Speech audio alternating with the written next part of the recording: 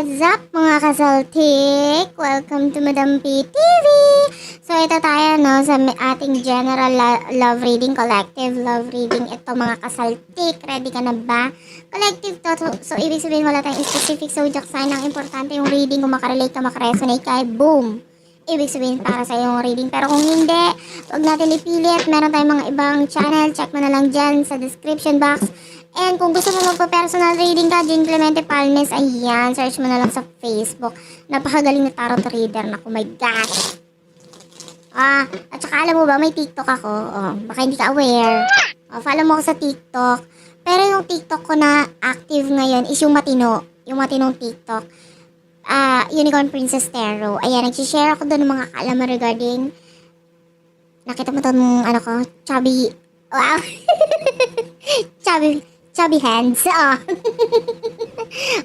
Makikita mo yung chubby hands ko doon kasi nagsishare ako ng mga may kinalaman sa palmistry, pampaswerte, ganyan. Kung gusto mo lang naman, hindi walang sapilitan to, pero utang na loob. Ang tagal-tagal mo nang nanonood sa akin, baka naman may TikTok ka, wow. Wala daw sapilitan eh, no? Pero may pang-aamban. Hindi, sa totoo lang. Anyway, pumunta na nga tayo sa collective, dami pang chika. Ano bang meron? Ano bang main energy dito ng ating collective? For our collective. Ay, ang taray, ang bilis. Temperance card is here. Sagittarius energy. The King of Cups. The King of Coins. At saka isa pa, the High Priestess.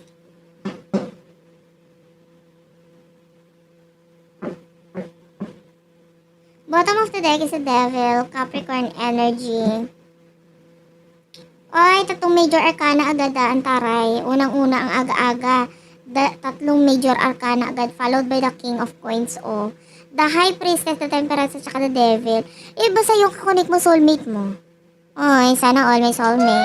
Pero anyway, maaaring hinihintay mo tong soulmate mo.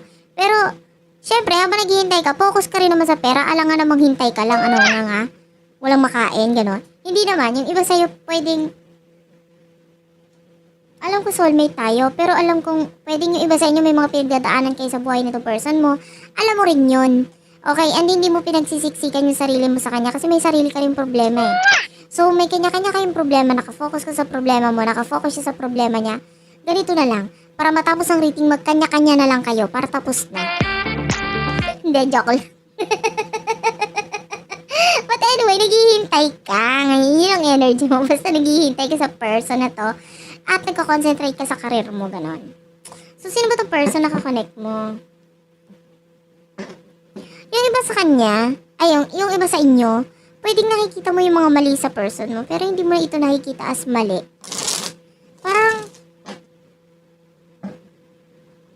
Parang lahat sa kanya gusto mo, kahit yung mga maling bagay sa kanya, mahal mo. Ganon. Ang taray mo magmahal, ba't ka ganyan? Kahit, hindi, pero tama lang yon yung ginagawa mo. Ganon naman talaga ang tamang pagmamahal. Which is kahit yung kapangitan, kahit punong-puno siya ng kalyo sa mukha, ganon. Di ba? Kahit hindi magkaintindihan yung sukat ng ilong niya, hindi bali na. Ang importante, basta nagmamahal ako, di ba? Ganon yung energy mo. Ang taray mo, napaka-powerful.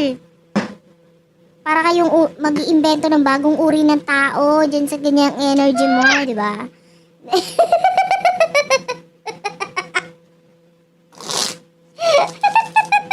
Ang lakas mo kalait sa person. Lait na lait yung person mo dito. But anyway, kasi pinaghintay ka niya. So, laitin na rin natin. Gamitin na natin itong pagkakataon na ito. Diba?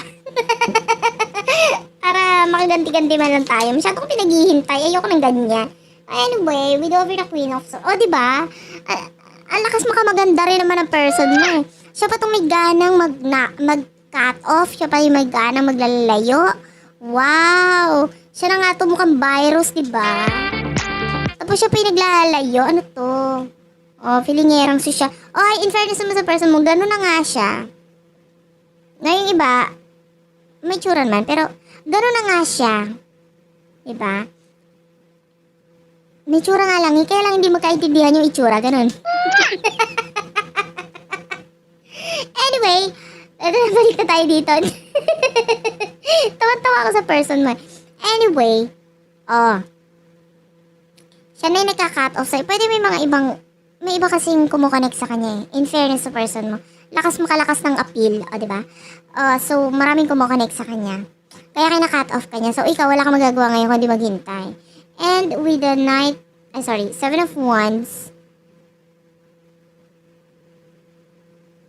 I'm feeling like nasasaktan lang siya doon sa mga nakaka-connect niya.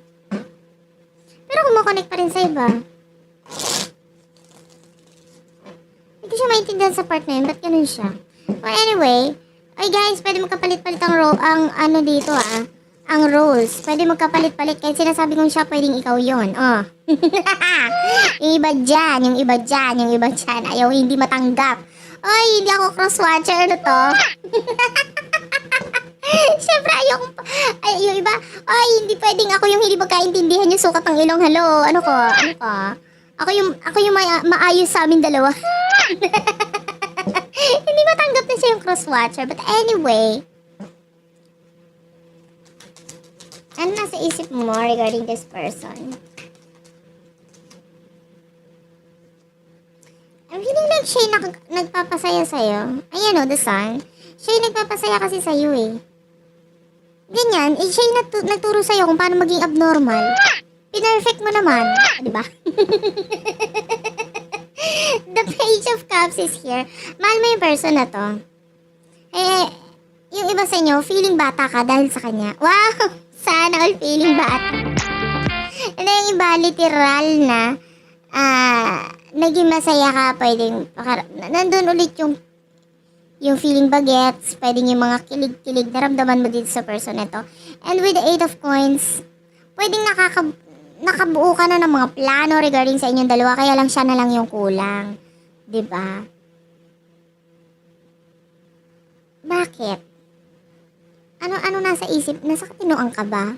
Gusto mo pumunta ka na ng mental? Nakaka-stress tong part mo na to. Anyway, ano nasa isip ng person mo regarding sa'yo? The Knight of Coins is here. Yung iba sa inyo kasi may birth certificate. Anong birth certificate? Yung iba may marriage contract na involved. So, pwedeng may matinding connection sa inyong dalawa. Like, marriage, ganyan, or listahan ng pautang, ganyan. Basta it's legal matter. So, kaya maaaring hindi mo pa completely mapakawalan nitong person ito. Kaya ka naghihintay sa kanya because of the legal matter. Lalo na kung mahaba yung listahan ng pautang. Diba? Anyway, with over the 7 of Swords, Gemini, Libra, Aquarius energy, tinatry niyang ayusin yung sarili niya. Wala siyang pakialam sa'yo. Ayusin ko yung sarili ko. Ano to? Hello? Alam nga, lumablay pa ko. Inaayos ko nga yung sarili ko. That's your person's energy. Inaayos niya yung sarili niya. So, ano emotion mo towards your person? May Justice card, Libra energy. The 5 of Wands. Yung iba sa'yo, naghihintay ka pero stress ka sa kanya, yamot ka sa kanya. Dahil sa kakahintay mo na yan. Sa totoo lang gusto mo na matapos with the Death card.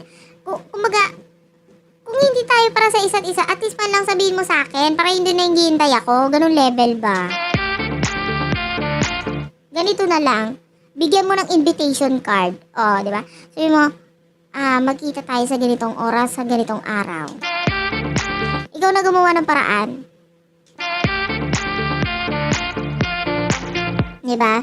Sabihin mo kunwari, date to. Sapilitang date. Hindi, para mag-usap. O kaya, mag-chat ka na lang sa kanya. Sabihin mo, do you like me or do you like me not? Yes or no? Diba? Para hindi ka nahihirapan kung alam mo kung may hinihintay ka or wala. Kasi yung iba sa inyo, pwede naghihintay ka pero hindi mo alam na wala pala. Diba? To the point na nagagalit-galit ka na dyan, na hindi mo na alam gagawin mo kasi hindi mo talaga alam kung may hinihintay ka ba or wala. Yun lang naman yun. So, emotion ng person mo for you, gusto talaga niyang i-improve ang sarili niya. Ano ba? The Death card is here. So, yeah. I don't feel any emotion coming from... Wala tayong emotion na nararamdaman sa person mo. Para siyang isang malaking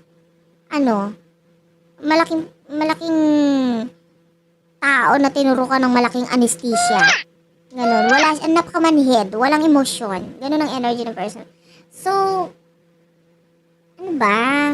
Hindi mo na kailangan malaman na totoo. Pag wala talaga siyang paramdam, o walang ginagawang action, meaning to say, pwedeng talagang totoong kumukonect na talaga siya sa iba. So, anong gagawin mo?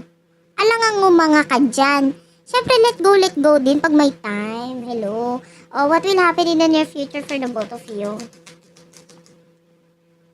Ayan Eight of Cups. I can see you thinking about your future. Ayan may mga new beginnings sa'yo. Iba sa inyo, hindi na dapat lumalove life. Ano ba? Ewan ko ba, may nakukuha akong energy na dapat hindi ka na lumove life, pero lumalove life ka pa rin. Ewan ko ba, ilan ba yung pinapadede mo? Yung iba meron na hindi mabakante yung dede mo, di ba? Merong occupied naman yung kanan. Kaliwa, occupied din naman, saan mo siya padededehin? Kung sakali may bago. Anyway. Hindi para sa lahat yun, Pero yung iba sa inyo kasi pwedeng you're already married or may mga anak ka na. Bakit ka pa lumalablay? Pero okay lang lumablay, my gosh. Okay lang lumablay.